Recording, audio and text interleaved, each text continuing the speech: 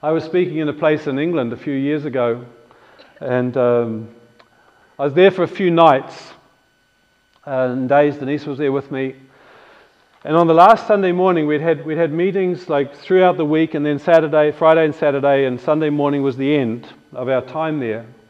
And as I finished the message, and it was the finish of the service, the pastor of the church asked the elders to come forward and to pray for Denise and I, just to bless us as we would go on to our next appointment. Now, one of the things that I just haven't really got free of totally yet.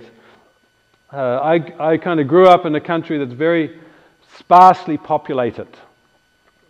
There's 4 million people in a place the size of Colorado, the size of Germany, which has got 70 million people. We've got 4.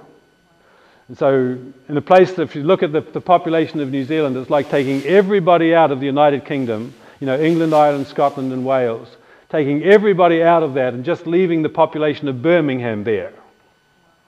Taking everyone, that's kind of like New Zealand. I'm used to, not many people around. And then even amongst New Zealanders, I'm a kind of an isolationist.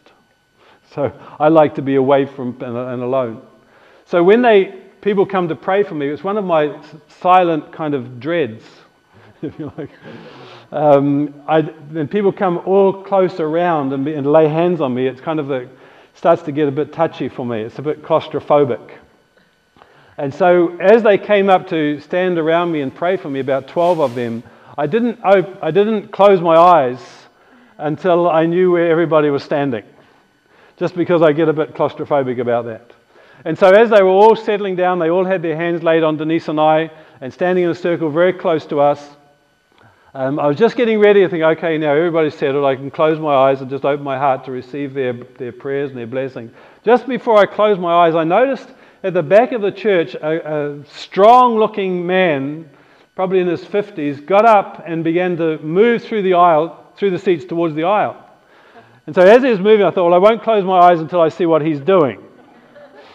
And everyone else had their eyes closed, but he came into the aisle and then came straight down the aisle towards us, but he came down half crouched over like this, coming towards us.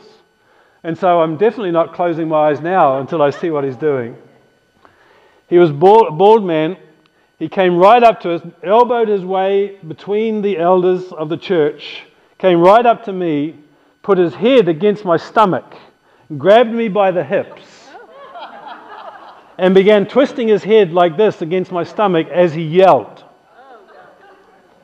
But what he was yelling was this, over and over again, saying the same words. He's saying, oh, thank God, I thought it was all hard work.